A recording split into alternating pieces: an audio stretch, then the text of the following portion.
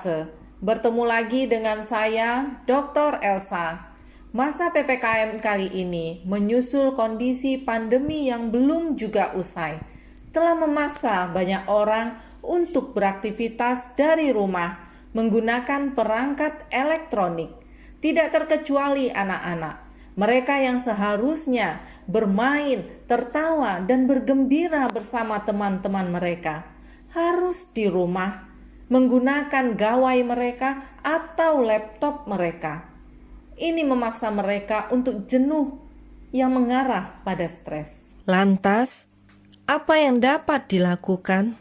Salah satu solusi yang dapat diterapkan adalah bermain bersama anggota keluarga. Permainan yang seperti apa?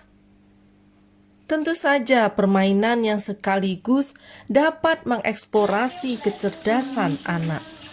Ada ya? Tentu saja ada, yaitu permainan tradisional. Mengapa bisa? Yuk kita ulik bersama permainan-permainan tradisional yang dapat dilakukan di rumah dengan melibatkan anggota keluarga, sehingga dapat mendekatkan rasa emosional antar keluarga. Permainan yang pertama adalah permainan congklak. Permainan tradisional ini sangat digemari oleh anak-anak di Indonesia sejak dulu. Permainan ini di zaman dahulu biasanya dimainkan oleh golongan bangsawan dan kerajaan dengan menggunakan papan congklak berukir mewah. Sementara golongan rakyat biasa memainkannya menggunakan lubang di tanah yang dikorek dan menggunakan biji-bijian. Saat sekarang, papan congklak sangat beragam jenisnya. Ada yang dari kayu atau dari plastik. Sementara itu, biji congklak ada yang terbuat dari cangkang kerang, biji-bijian, batu-batuan, kelereng, atau plastik. Permainan congklak memiliki nama yang berbeda-beda di setiap daerah. Misalnya, di Jawa dinamakan congklak, dakon, atau dakonan. Di Sumatera Barat disebut sebagai congkak. Di Lampung dikenal dengan dentuman lamban. Di Sulawesi sebagai mokaotan, magaleceng, agalacang, dan atau nogarata. Dimainkan oleh dua orang yang saling berhadapan dengan menggunakan 98 biji congklak. Pada papan congklak terdapat 16 buah lubang, yaitu 14 buah lubang kecil-kecil yang saling berhadapan dan 2 buah lubang besar di kedua sisinya. Setiap lubang kecil diisi dengan biji congklak dan 2 buah lubang besar dianggap sebagai milik masing-masing pemain. Sebelum permainan dimulai, tiap lubang kecil diisi dengan 7 biji congklak. Salah seorang pemain memulai permainan setelah menang pingsut dengan memilih biji congklak di satu lubang dan meletakkan biji-biji tersebut satu persatu ke lubang sebelahnya dengan gerak berlawanan arah jarum jam. Begitu seterusnya. Permainan yang kedua adalah permainan ular naga. Mungkin ada yang pernah ingat dengan lagu berikut. Ular naga panjangnya bukan kepalang. Lagu ini merupakan nyanyian khas permainan tradisional ular naga. Mengapa dinamakan permainan ular naga? Karena pada permainan ini, pemainnya membentuk barisan yang panjang seperti ular. Cara bermainnya dimulai dari 2 orang, setiap tim A dan tim B, yang membentuk jalan untuk dilewati barisan ular sambil bernyanyi lagu khas tersebut. Kemudian, 2 orang yang menjaga jalan menangkap 1 orang dari barisan terbelakang ular yang melewatinya. Lalu, yang terperangkap tersebut memilih akan mengikuti tim A atau tim B. Setelah habis semua barisan ular, Selanjutnya dimulailah perebutan anggota, yaitu saling tangkap antar teman yang berbeda tim. Permainan ini mengasah kemampuan motorik dan kerja tim dari anak. Wah, seru sekali ya. Permainan berikutnya adalah permainan kucing-kucingan atau kucing dan tikus. Permainan kucing-kucingan sudah dikenal sejak sekitar tahun 1913. Permainan kucing-kucingan ini seperti menceritakan kehidupan seekor kucing yang selalu berkejaran dengan musuhnya seekor tikus. Cara bermain permainan ini adalah dengan memilih 2 orang, tentu saja melalui home pimpa. 1 orang menjadi kucing dan 1 orang menjadi tikus. Setelah ditentukan kucing dan tikusnya, pemain yang lainnya membentuk lingkaran sambil berpegangan tangan, menjaga tikus di dalam lingkaran dari kejaran sang kucing. Jadi, tikus harus menyelamatkan diri dari kejaran sang kucing. Permainan ini sangat seru dengan aturan bahwa tikus tidak bisa ditangkap apabila pemain yang membentuk lingkaran berjongkok. Apabila sedang berjongkok, dilarang berdiri sendiri, kecuali dibantu teman untuk berdiri dengan menempelkan tangannya. Jika tikus tertangkap, tikus bergantian menjadi kucing selanjutnya. Wah, permainan kucing-kucingan ini sangat bisa mengasah kelincahan anak dan sikap sportivitas. Yang keempat adalah permainan cublak-cublak suweng. Permainan tradisional ini disertai lagu pengiring yang berjudul sama dengan nama permainan tersebut.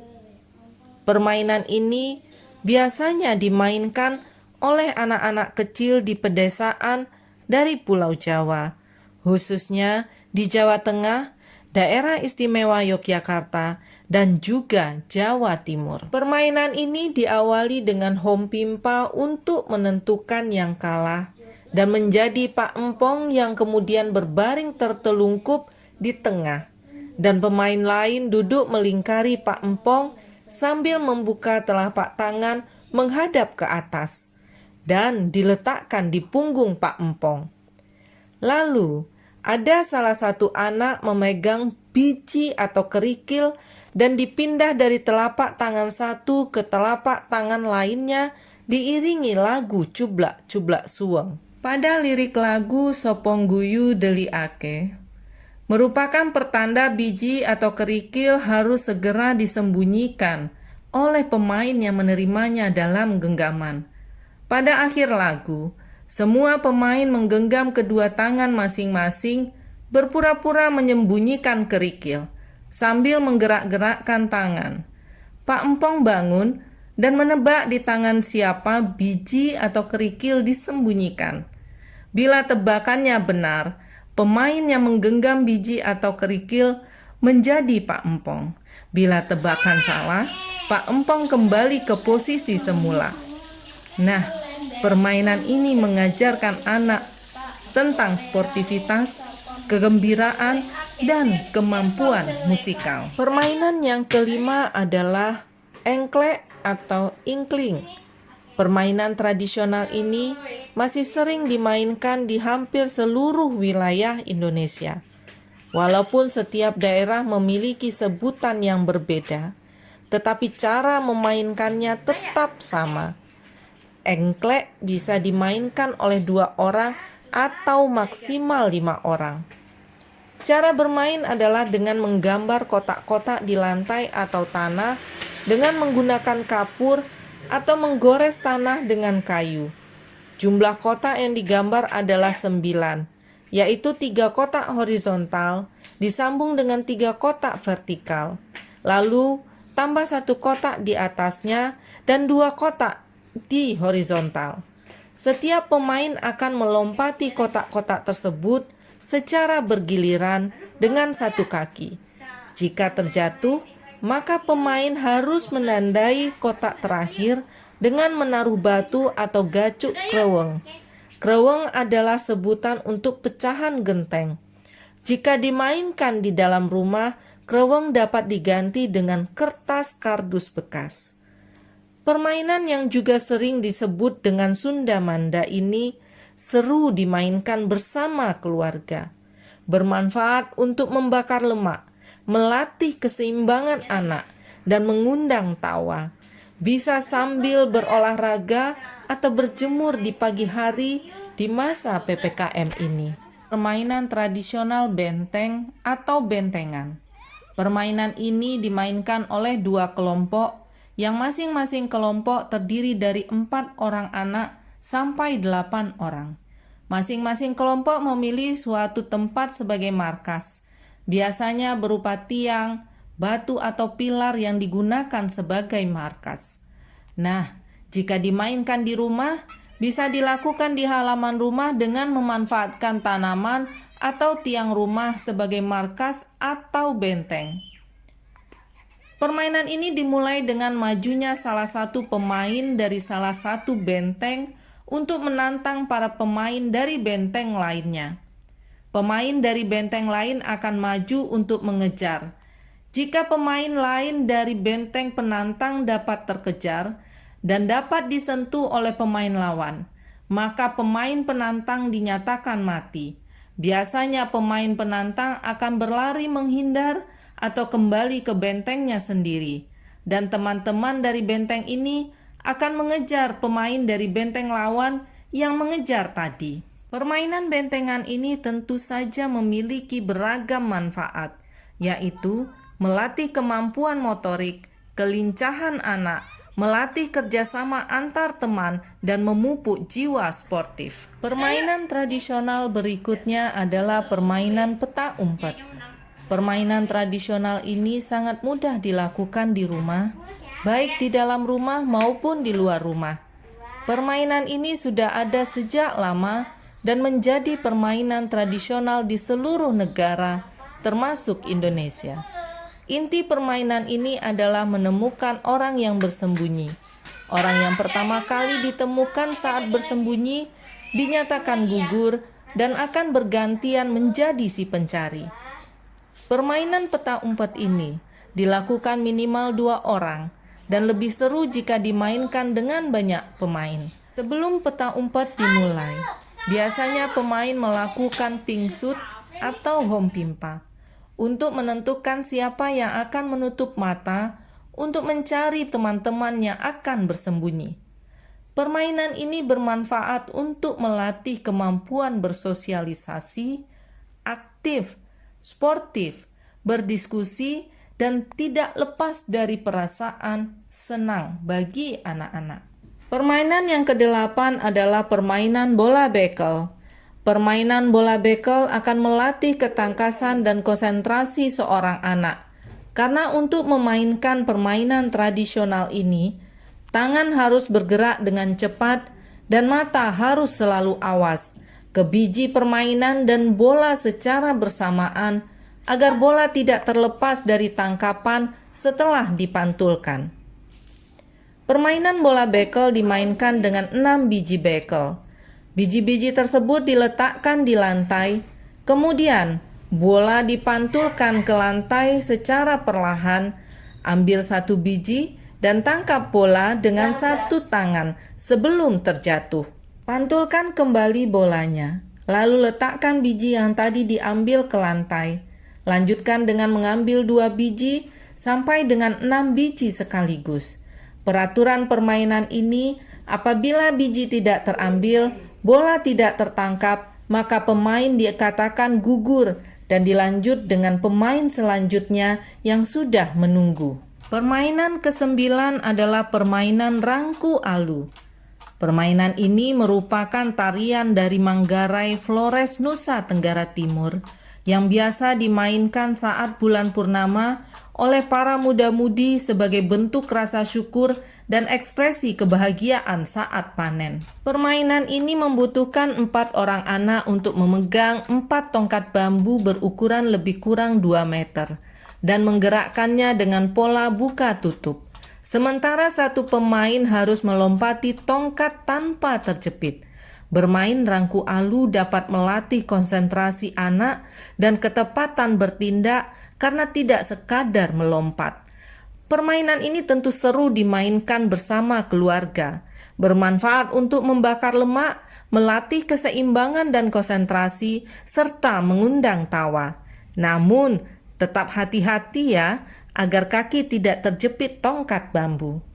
Yang terakhir adalah permainan ABC 5 dasar. Permainan tradisional yang sangat populer di era 90-an ini merupakan permainan edukasi yang menyenangkan dan mudah dimainkan karena tidak membutuhkan alat atau benda khusus, tetapi hanya bermodal jari sebagai perhitungannya.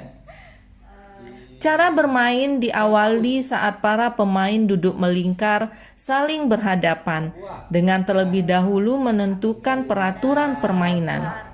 Tentang nama benda, kategori apa yang dibutuhkan atau disebutkan dalam permainan, misalnya nama hewan atau tumbuhan. Kemudian setiap pemain mengucapkan kalimat ABC 5 dasar sambil mengacungkan jari sesuai dengan yang diinginkan. Selanjutnya, jumlah jari diurutkan sesuai urutan alfabet untuk menentukan huruf apa yang akan menjadi dasar tebakan pada jari terakhir. Misalnya pada jari terakhir didapatkan huruf K, maka setiap pemain menyebutkan satu kata yang didasari huruf K tersebut. Misal, kategori nama-nama hewan seperti kucing, kerbau, kadal, dan lain-lain. Permainan bisa dimainkan berulang-ulang. Pemain yang tidak bisa menyebutkan kosakata yang benar, maka akan mendapat konsekuensi sesuai kesepakatan. Permainan ABC 5 dasar ini tentu saja dapat meningkatkan kecerdasan linguistik anak dan konsentrasi serta kemampuan literasi. Permainan ini bisa juga dimainkan oleh orang tua dan anak sebagai sarana edukasi serta membangun kedekatan emosional. Nah, itu tadi permainan tradisional yang dapat dilakukan selama PPKM ini, bisa dilakukan oleh seluruh anggota keluarga di rumah. Banyak manfaat yang didapat dari permainan tradisional. Sekarang kita mencoba untuk merangkum manfaat apa saja yang didapat dari bermain permainan tradisional Indonesia. Yang pertama, mengenal budaya. Permainan tradisional dapat menjadi cara menarik untuk mengajarkan anak mengenal budaya Indonesia. Sebagai catatan data, sekitar 40% permainan tradisional telah punah, tergerus zaman, dan 65% anak Indonesia sudah tidak lagi mengenal permainan tradisional. Yang kedua adalah mengajarkan kepada anak tentang pendidikan karakter berupa kreativitas, kemampuan leadership, kerjasama, mengenal sportivitas, jujur, dan sabar. Yang ketiga, melatih kemampuan intra dan interpersonal anak, yaitu bagaimana ia mengendalikan emosinya dan bagaimana bersosialisasi dengan orang lain. Kemudian yang keempat, menstimulus motorik halus anak. Yang kelima, meningkatkan kemampuan musikal. Yang keenam, melatih kemampuan verbal atau linguistik. Yang ketujuh, mempertajam kemampuan matematis atau logis. Manfaat untuk kemampuan di atas sejalan dengan pengembangan kecerdasan jamak atau multiple intelligence yang dikenalkan oleh Howard Gardner, yaitu kecerdasan linguistik, kecerdasan logis atau matematis, kecerdasan gambar atau spasial, kecerdasan musikal, kecerdasan intrapersonal, kecerdasan interpersonal, kecerdasan kinestetik, dan kecerdasan naturalis. Nah, itu tadi permainan tradisional yang ada di Indonesia yang sekaligus dapat meningkatkan kecerdasan jamak atau multiple intelligence serta memperkuat ikatan emosional antar anggota keluarga. Semoga bermanfaat. Terima kasih. Salam Oase.